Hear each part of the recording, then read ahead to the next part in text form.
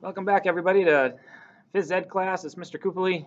We're on another week for you here, and we've changed our units. The last few weeks we were working on soccer, but we are switching gears now, and we're actually headed into underhand rolling. So underhand rolling is the skill we're going to work on here at school for the next few weeks, and you at home can do it as well. Now, I've had a couple people say, we've used different balls and things like that in school. And so some people have said, "Well, I don't have a ball," but for soccer, you can use whatever. You could take a shirt and roll it up with tape, or if you have a smaller ball, I'm going to use a foam ball. But if you have, even for underhand rolling that we're going to work on today, you could roll up a pair of socks, and that'll roll on the ground. So you can try to find things around the house that will work.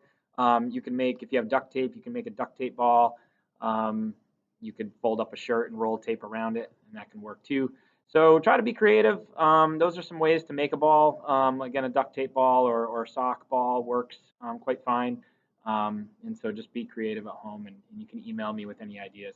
But we'll move on to class. So underhand rolling is what we're going to work on this week, and I've broken it up again into cues, different things to help you break down the skill of underhand rolling. So we're going to work on face your target, tick, step, talk, opposite foot, and finally get low. So when you're doing this skill, think of those different cues as you're making the skill. So I'm going to back up here and show you what to use. Again, you can use whichever ball you want. I'm going to use one of these foam balls today. So when we're making an underhand throw, or an underhand roll rather, number one is you want to make sure you face your target.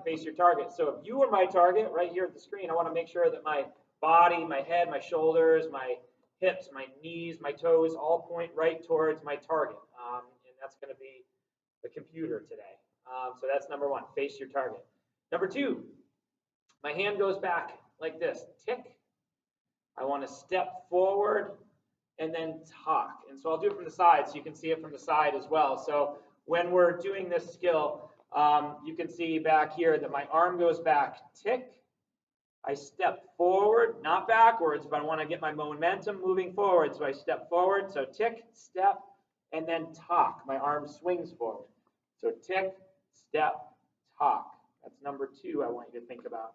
Number three, opposite foot. So we want to think about which our hand we're rolling with, whatever ball, whatever hand has the ball in it, the opposite foot on the opposite side of my body. That's the foot that's going to step forward. So we're stepping forward with our opposite foot. So here I go. I do tick, step, talk, and I step forward with that foot that's on the opposite side of my body. I'll look at it from this direction so you can see me. Tick, step, on the opposite side, and then talk. And then finally, we want to get low. We want to get this ball close to the ground. And in order for that to happen, we have to bend our knees, bend our hips, bend our back, and get low to the ground. So I'll step back a little bit.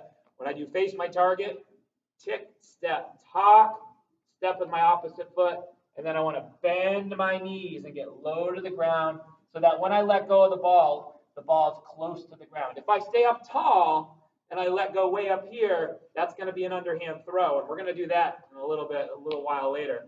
But we want to get low to the ground. So I face my target, tick, step, talk, step with my opposite foot, and get low to the ground. It looks like this.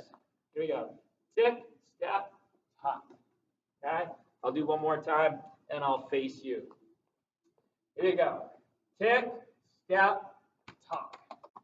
Make sure when you let go of that ball, too, your hand comes right out, palm facing up, pointed right towards your target when you let go.